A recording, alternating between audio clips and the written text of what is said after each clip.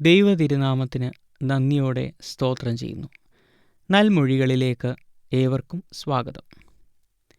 ഇന്ന് നാം ചിന്തിക്കാൻ പോകുന്നത് മർക്കോസിൻ്റെ സുവിശേഷം 4-ാം അധ്യായം 35 മുതൽ 41 വരെയുള്ള വാക്യങ്ങളിൽ നിന്നാണ്.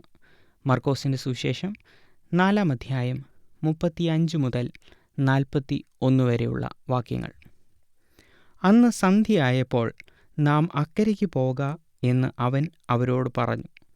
അവർ പുരുഷാരത്തെ വിട്ട് താൻ പടകിൽ ഇരുന്നപാടെ അവനെ കൊണ്ടുപോയി. മറ്റ് ചെറുപടകുകളും കൂടെ ഉണ്ടായിരുന്നു. അപ്പോൾ വലിയ ചുഴലിക്കാറ്റ് ഉണ്ടായി. പടകിൽ തിര തള്ളിക്കയറുകൊണ്ട് അത് മുങ്ങുമാറായി. അവൻ അമരത്ത് തലയിണ വെച്ച് ഉറങ്ങുകയായിരുന്നു.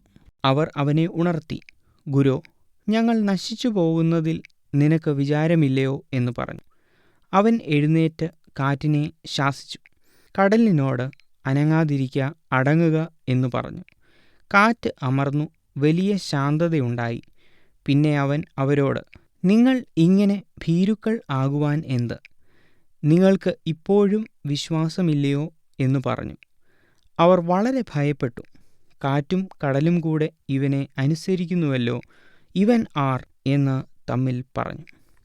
വളരെ സുപരിചിതമായ ഒരു വേദഭാഗമാണ് മർക്കോസിൻ്റെ സുവിശേഷം 4-ാം അധ്യായം 35 മുതൽ 41 വരെയുള്ള വേദഭാഗം.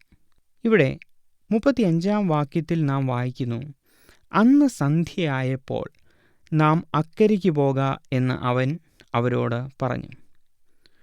4-ാം അധ്യായം അതിൻ്റെ 1-ാം വാക്യം തുടങ്ങുന്നത്, "അവൻ പിന്നെയും കടൽക്കരയിൽ ഉപദേശിപ്പാൻ തുടങ്ങി. അപ്പോൾ ഏറ്റവും വലിയ പുരുഷാരം അവൻ്റെ അടുക്കൽ വന്ന് കൂടുകൊണ്ട് അവൻ പടകിൽ കയറി കടലിൽ ഇരുന്നു. പുരുഷാരമൊക്കെയും കടലിനരികെ കരയിൽ ആയിരുന്നു" എന്ന് നാം വായിക്കുന്നു. ഇവിടെ നാം കാണുന്നത് യേശു കർത്താവ് ശിഷ്യന്മാരുമായി വലിയ പുരുഷാരത്തെ അഭിസംബോധന ചെയ്ത് സംസാരിക്കുന്നു. അവരെവിടെയാണ് ആയിരിക്കുന്നത്? കടൽക്കരയിൽ വെച്ച്. അവർ കടൽക്കരയിലാണ് ആയിരിക്കുന്നത്. യേശു കർത്താവ് പടകിൽ കയറി ഇരുന്നു എന്ന് നാം വായിക്കുന്നു. 35-ാം വാക്യത്തിൽ വരുമ്പോൾ, "അന്ന് സന്ധ്യയായപ്പോൾ നാം അക്കരയ്ക്ക് പോക എന്ന് അവൻ പറഞ്ഞു. യേശു ഇരുന്നപാടെ അവർ അവനെ കൊണ്ടുപോയി" എന്നും നാം വായിക്കുന്നു. ഏത് കരയിലാണ് യേശു കർത്താവ് ഇപ്പോൾ ആയിരിക്കുന്നത്? മർക്കോസിൻ്റെ സുവിശേഷം 5-ാം അധ്യായം അതിൻ്റെ 1-ാം വാക്യത്തിൽ നാം വായിക്കുന്നു, കടലിൻ്റെ അക്കരെ ഗദരദേശത്ത് അവരെത്തി എന്ന്. അപ്പോൾ പലസ്തീൻ നാടിൻ്റെ ഭൂപടം നാം പരിശോധിക്കുമ്പോൾ യേശു കർത്താവ് ആയിരിക്കുന്ന സ്ഥലം കഫർനഹൂം, നസറേത്ത്, കാന, നയീൻ മുതലായ സ്ഥലങ്ങളടങ്ങിയ കരയാണ്. അവിടെ നിന്നാണ് യേശു കർത്താവ് പറയുന്നത്, നമുക്ക് അക്കരെ, അതായത് ഗദരദേശത്തേക്ക് നമുക്ക് പോകാം എന്ന് യേശു കർത്താവ് പറയുന്നു. 36-ാം വാക്യത്തിൽ നാം കാണുന്നു, അവൻ ഇരുന്നപാടെ അവനെ അവർ കൊണ്ടുപോയി. മറ്റു പടകുകളും അതിൻ്റെ കൂടെ ഉണ്ടായിരുന്നു എന്ന് നാം വായിക്കുന്നു. 4-ാം അധ്യായം 1-ാം വാക്യത്തിൽ നാം വായിച്ചല്ലോ, പടകിലിരുന്നു കൊണ്ടാണ് യേശു കർത്താവ് ഈ വചനങ്ങളൊക്കെയും വലിയ പുരുഷാരത്തോട് പറഞ്ഞത്. 37-ാം വാക്യത്തിൽ നാം വായിക്കുന്നത്, അപ്പോൾ വലിയ ചുഴലിക്കാറ്റ് ഉണ്ടായി, പടകിൽ തിര തള്ളിക്കയറുകൊണ്ട് അത് മുങ്ങുമാറായി. ഒരു തിര അടിക്കുമ്പോൾ തോണിക്കാരൻ നോക്കുന്നത് ആ തിരയ്ക്ക് നേരെ വള്ളം നിർത്തുവാനാണ്. അല്ലെങ്കിൽ വളരെ വേഗം വെള്ളം വള്ളത്തിൽ കയറുകയും വള്ളം മുങ്ങിപ്പോവുകയും ചെയ്യും. ഒരു തിര അല്ലെങ്കിൽ ഒരു ഓളം വരുമ്പോൾ എങ്ങനെ ആ വള്ളത്തെ നേരെ നിർത്താം, എന്ത് പരിശ്രമം കൊണ്ട് അത് നേരെ നിർത്താം എന്നായിരിക്കും ആ വള്ളക്കാരൻ ചിന്തിക്കുന്നത്. എന്നാൽ 37-ാം വാക്യത്തിൽ നാം വായിക്കുന്നത്, ചുഴലിക്കാറ്റ് ഉണ്ടായി. ഒരു ചുഴലിക്കാറ്റ് സൃഷ്ടിക്കാവുന്ന തിരകൾ എന്ന് പറയുന്നത് ഒരു ദിശയിലേക്ക് പോകുന്ന തിരകളല്ല. ഓളം അടിക്കുന്ന ഒരവസ്ഥ അവിടെ ഉണ്ടായി എന്ന് നാം മനസ്സിലാക്കേണ്ടിയിരിക്കുന്നു. അതുകൊണ്ട് തന്നെയാണ് ശിഷ്യന്മാർ വളരെ വലഞ്ഞിട്ടും പടക് നിയന്ത്രിക്കാൻ സാധിക്കാതെ പോയത്. അവർ നിസ്സഹായരാകുന്ന ഒരവസ്ഥയാണ് നാം കാണുന്നത്. അതുകൊണ്ട് തന്നെ 37-ാം വാക്യത്തിൽ നാം വായിക്കുന്നു, പടകിൽ തിര തള്ളിക്കയറിയതുകൊണ്ട് അത് മുങ്ങുമാറായി. 38-ാം വാക്യത്തിൽ നാം കാണുന്നത്, യേശു കർത്താവ് അമരത്ത് തലയിണ വെച്ച് ഉറങ്ങുകയായിരുന്നു. അമരമെന്ന് പറയുന്നത് ഒരു പടകിൻ്റെ പുറകിലെ ഉയർന്ന ഭാഗമാണ്. യേശു കർത്താവ് അവിടെ തലയിണ വെച്ച് ഉറങ്ങുകയായിരുന്നു എന്ന് നാം വായിക്കുന്നു. അവരവനെ ഉണർത്തുകയാണ്. എന്താണ് അവർ ചോദിക്കുന്ന ചോദ്യം? ഗുരു, ഞങ്ങൾ നശിച്ചു പോകുന്നതിൽ നിനക്ക് വിചാരമില്ലയോ എന്ന് പറഞ്ഞു. വളരെ ആഴത്തിൽ എന്നെ ചിന്തിപ്പിച്ച വാക്കുകളാണ് ശിഷ്യന്മാരുടെ ഈ ചോദ്യം. യേശു കർത്താവിനോട് അവർ ഭയപരവശരായി ആകുലപ്പെട്ട് ഇനി എന്തു ചെയ്യും എന്ന് ഉള്ള മനോഭാവത്തിൽ ചോദിക്കുന്ന ചോദ്യമാണ്.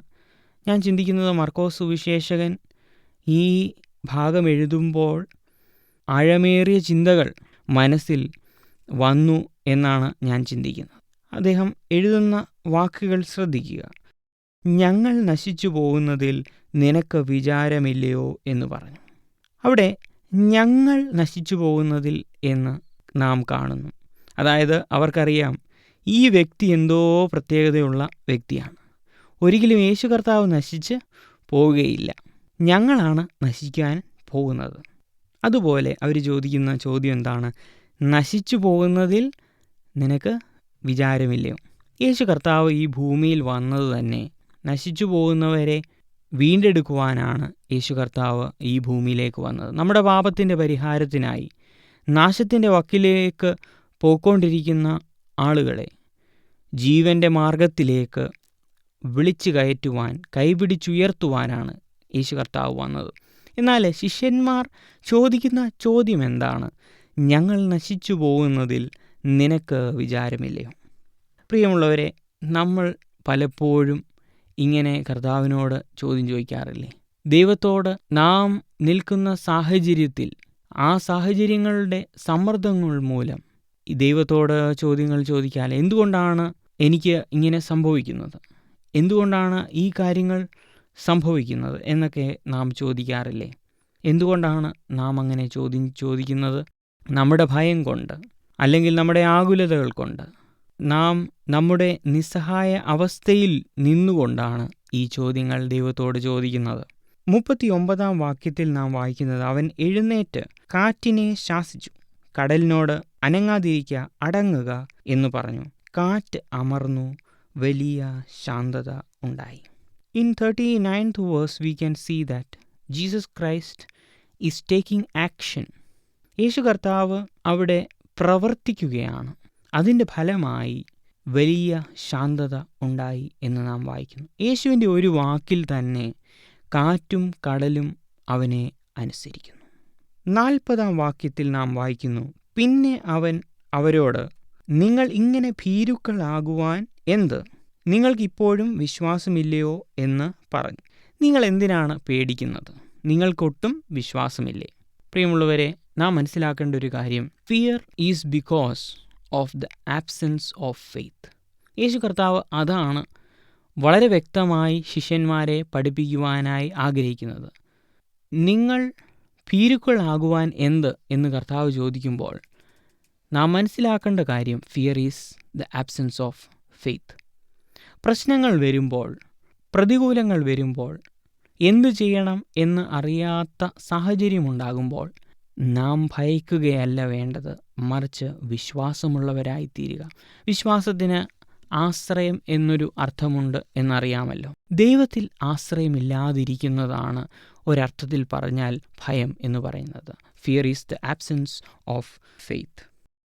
യേശു കൂടെയുള്ളവരെ ശാസിക്കുന്നതായി നാം കാണുന്നു. നിങ്ങൾക്ക് വിശ്വാസമില്ലേ എന്ന് ചോദിക്കുന്നതായി നാം കാണുന്നു.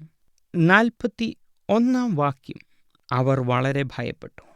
കാറ്റും കടലും കൂടെ ഇവനെ അനുസരിക്കുന്നുവല്ലോ, ഇവൻ ആർ എന്ന് തമ്മിൽ പറഞ്ഞു. 2 തരം ഭയമാണ് നാം കാണുന്നത്. ഒന്ന് ഞാൻ പറഞ്ഞല്ലോ, fear is the absence of faith.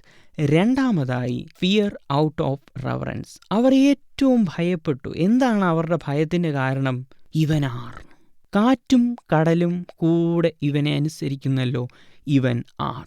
യേശുവിൻ്റെ പ്രവൃത്തി കണ്ട് അവനെ കുറച്ചധികം മനസ്സിലാക്കിയപ്പോൾ അവർക്കുണ്ടായ റെസ്പോൺസാണ് ഈ fear. This is out of reverence and respect. ദൈവഭയമാണ് ഒരു ദൈവ പൈതലിൻ്റെ ജീവിതത്തിൽ വേണ്ടതായിട്ടുള്ള ഭയം. ആ ഒരു ഭയം മാത്രം മതി നമ്മുടെ ജീവിതത്തിൽ മുമ്പോട്ട് പോകുവാൻ. പ്രശ്നങ്ങളും പ്രതികൂലങ്ങളും വരുമ്പോൾ, ആകുലപ്പെടുമ്പോൾ ഉണ്ടാകുന്ന ഭയം വിശ്വാസത്തിൻ്റെ ആബ്സെൻസ് ആണെന്ന് ഞാൻ പറഞ്ഞു.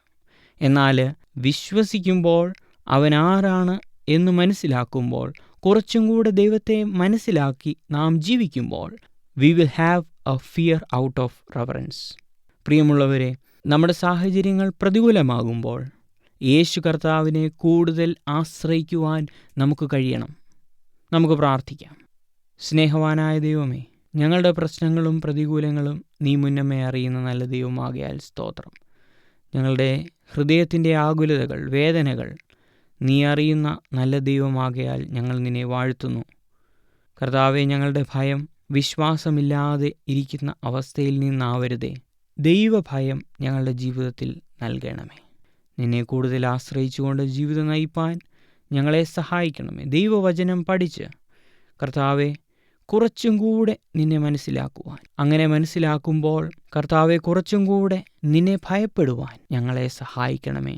അനുദിനവും ക്രിസ്തു എന്ന തലയോളം വളരുവാൻ ഞങ്ങളെ ഇടയാക്കണമേ. യേശു ക്രിസ്തുവിൻ്റെ നാമത്തിൽ തന്നെ. ആമീൻ.